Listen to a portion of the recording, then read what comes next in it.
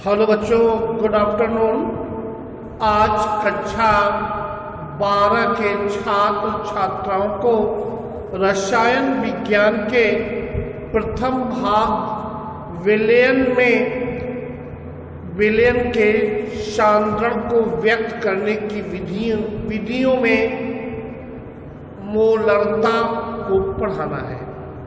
मैं आपको बता दूं, मैंने आपको इसी ग्रीन बोर्ड पे पूरा सॉलिड स्टेट को डिटेल पढ़ाया और सॉलिड स्टेट के एक्सरसाइज को भी पढ़ाया और इसी क्रम में मैंने आपको हैलो एल्केन और हैलो एरीन को पूरा डिटेल पढ़ाया और अल्कोहल फिनाल ईथर प्रारंभ है। इसमें विलयन का मैंने पूरा पीडीएफ दे दिया है और थोड़ा बहुत बच्चों ने कहा मोलरता वगैरह एक बार रिवीजन कर दीजिए सब। तो आज मैं विलयन के सांद्रण को व्यक्त करने की विधियों में मोलरता को मैं रिवीजन कर रहा हूं। एक्चुअली किसी भी विलयन के सांद्रण को मोलरता के पदों में या मोलैरिटी के पदों में भी हम उसके सांद्रण को ज्ञात कर सकते हैं। मीन्स आपके मेरे कहने का साफ साफ अर्थ है कि मोलरता, पहली बात विलयन या सॉल्यूशन इक्वल टू विलेय under bracket solute plus solvent या विलायक। इसका मतलब ये हुआ कि विलेय पदार्थ धन विलायक का जो योग होगा वो विलयन होगा। मेरे कहने का सेंस है, मैंने आपको इसी चैप्टर में पढ़ाया है, इसी चैप्टर में मैंने आपको डिटेल पढ़ाया है। वो क्या पढ़ाया है कि जब विलेय पदार्थ विलायक में घुलने लगता है तो इस प्रक्रिया को हम क्या कहते हैं, विलायकी, या उसको घुला विलयन प्राप्त होता है, या ये जो आपका है तब सॉल्यूशन आपका बनता है। तो सॉल्यूशन की सांद्रता या विलयन की सांद्रता आप मोलरता के पदों में कैसे आप निकालेंगे? पहली बात, मोलरता को अंग्रेजी में मोलैरिटी कहते हैं और मैं आपको बताना चाहता हूं कि मोलरता को कैपिटल एम से प्रदर्शित करते हैं और मोलरता बराबर विलेय पदार्थ के मोलों की संख्या बटे विलयन का आयतन लीटर में। मीन्स आपको मैं इसको डिटेल बताने जा रहा हूं। मान लीजिए ये आपके सामने हमने एक पात्र लिया या एक बड़ा बॉटल लिया, इसमें विलायक के रूप में हमने किसी विलायक को एक निश्चित मात्रा या सॉल्वेंट की एक सर्टेन क्वांटिटी को ले लिया और इसी विलायक की निश्चित मात्रा में विलेय पदार्थ के मोल को घोलते हैं या विलेय पदार्थ को घोलते हैं। मोल मीन्स आप जानते हैं, मोल को स्मॉल एन से प्रदर्शित करते हैं पदार्थ की मात्रा ग्राम में बटा उस पदार्थ का अणुभार। अगर आपने पदार्थ की मात्रा ग्राम में स्मॉल डब्ल्यू से व्यक्त किया है और उस पदार्थ का अणुभार स्मॉल एम डैश से, तो मोलों की संख्या या स्मॉल एन बराबर small W by small M dash आपका होता है। इसी क्रम में मैं आपको बताना चाहता हूं, मैं आपको स्पष्ट करना चाहता हूं कि मोलों की संख्या बराबर उस पदार्थ का द्रव्यमान बटा उस पदार्थ का अणुभार। तो कहने का आशय ये है कि किसी भी विलायक में हम किसी भी पदार्थ के मोलों की संख्या को जो घोलते हैं, मोल मीन्स ग्राम अणुओं की संख्या, या जिसको हम लोग कहते हैं ग्राम अणु संख्या को घोल देंगे तो जो विलयन बनेगा वो लीटर में बनेगा। ये आपका इस प्रकार का विलयन क्या हुआ, मोलरता हुआ। अर्थात आप ये कह सकते हैं, इस फार्मूले के अनुसार आप ये बोल सकते हैं, किसी विलयन के 1 लीटर में घुले हुए विलेय पदार्थ के मोलों की संख्या को उस विलयन का मोलरता कहते हैं। या आप ऐसे भी व्यक्त कर सकते हैं कि विलेय पदार्थ के मोलों की संख्या और विलयन के आयतन लीटर के अनुपात को हम मोलरता कहते हैं। मोलरता को प्रायः कैपिटल एम से प्रदर्शित करते हैं।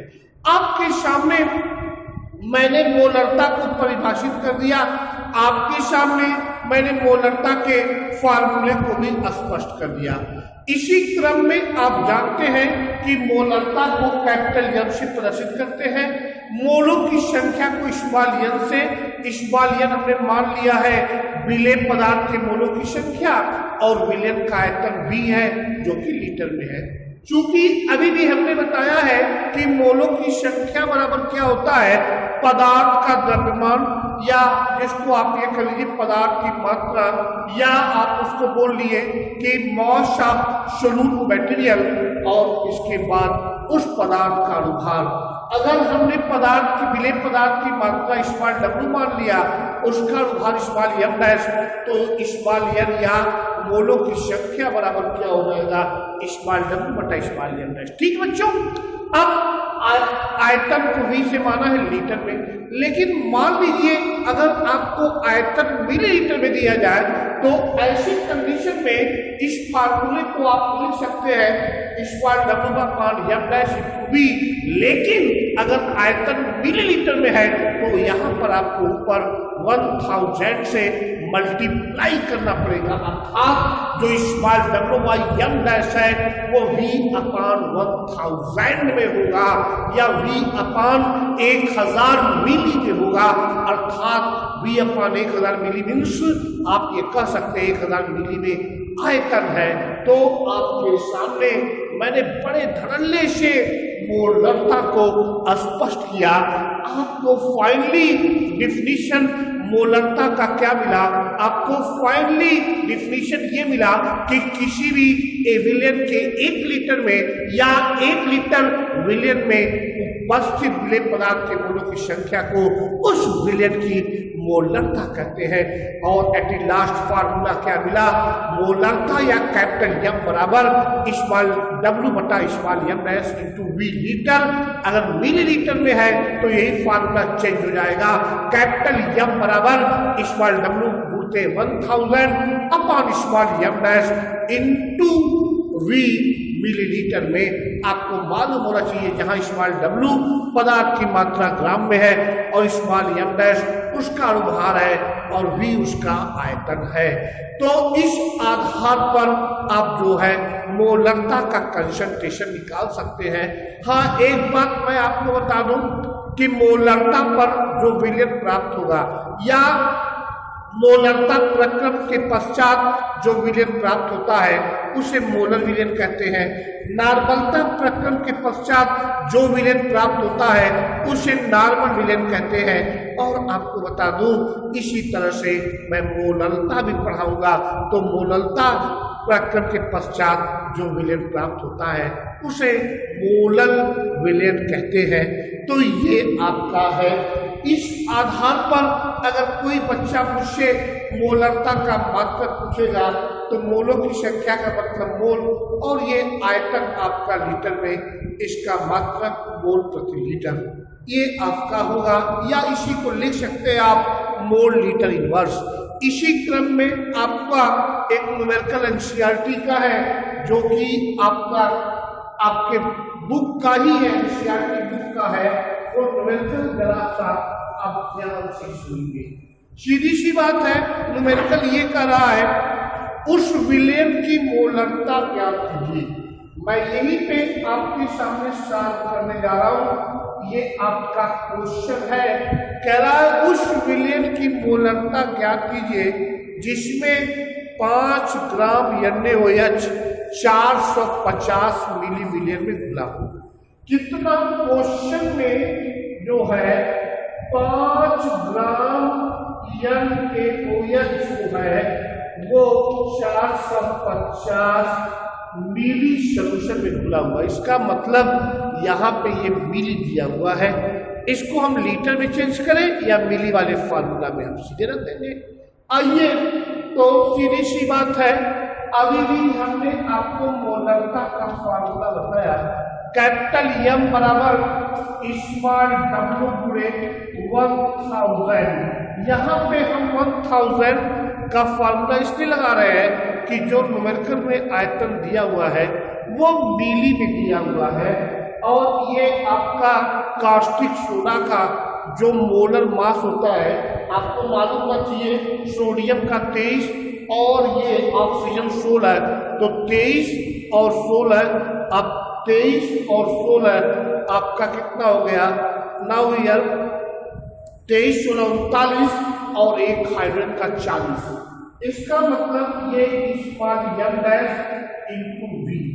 अब देखिए सीधी सी बात है, यहाँ पे 5 ग्राम स्मॉल w का मान 5 ग्राम दिया हुआ है और ये 1000 है।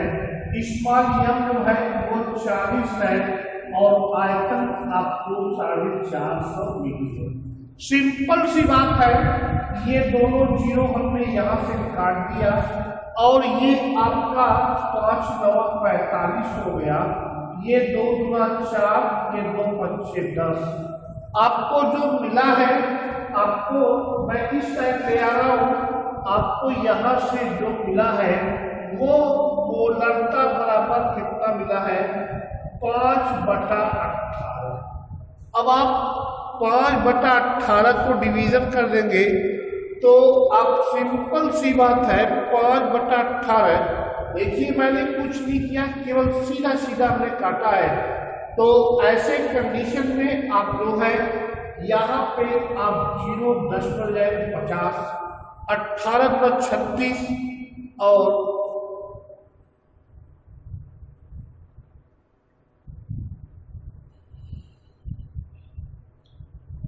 आपका जो आंसर आएगा वो 0.278 m, या जिसको आप लोग कहेंगे कि ये आपका मोलर होगा, या इसी को आप लिख सकते हैं 0.278 मोल पर लीटर भी आप लिख सकते हैं। ये आपका जो है मोलरता और उसका नोमेनक्लेचर है। इसी क्रम में अब आपको आगे मुझे पढ़ाना है मोलरता, या जिसको आप लोग अंग्रेजी में कहते हैं मोलैरिटी। देखिए मैं आपको थोड़ा सा अमेंडमेंट कर दिया। अब आपको मोलरता, या जिसको आप अंग्रेजी में कहते हैं मोलैरिटी, तो आपको मुझे पढ़ाना है मोलैरिटी। आपके सामने मैंने लिख दिया मोलैरिटी। मोलैरिटी को मैं बता दूं स्मॉल m से प्रदर्शित होता है। मोलैरिटी बराबर होता क्या है? विलेय पदार्थ के मोलों की संख्या।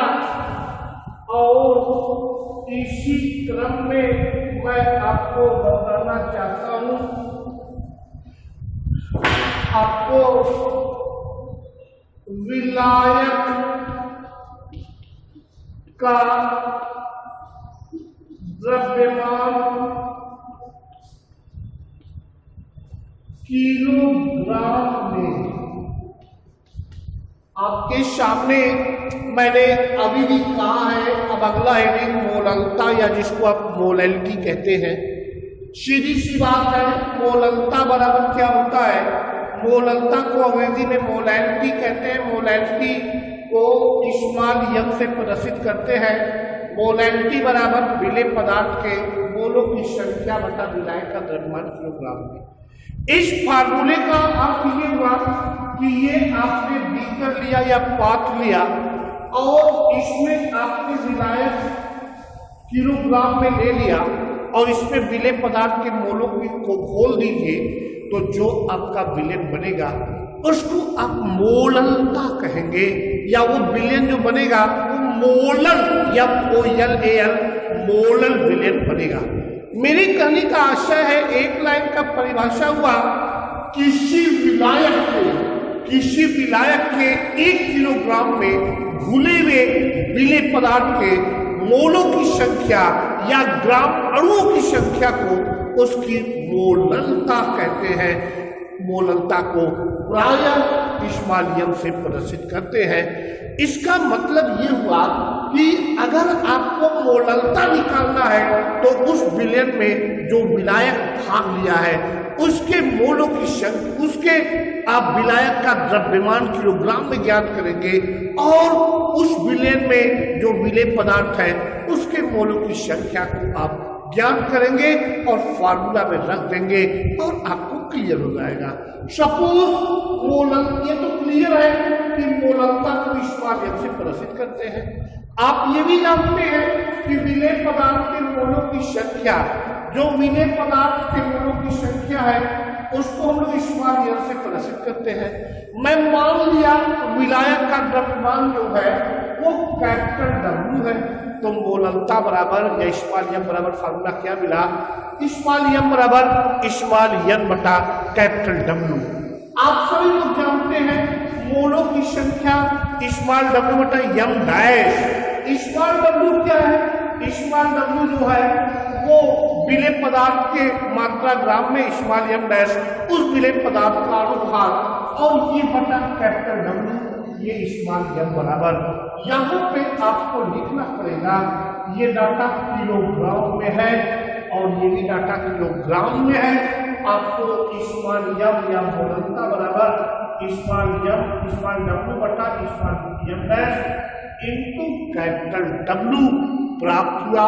अगर आपको मान लीजिए ग्राम में निकालना है, ये तो आपको किलोग्राम में है, अगर ग्राम में निकालना है तो इसी फार्मूला को आप इंटरचेंज कैसे करेंगे, आप जो है तुरंत यहाँ पे लिखेंगे इस्माल यम इस्माल W गुणे 1000, क्योंकि यहाँ पे जो आपका विलायक का द्रव्यमान है वो किलोग्राम में है। जब ग्राम में चेंज करेंगे तो आप ये कहेंगे इस्माल W बाई 1000, वो ऊपर चला जाएगा और इस्माल यम डैश इनटू कैपिटल W। अब ये किसमें हो गया बेटा, ये ग्राम में हो गया।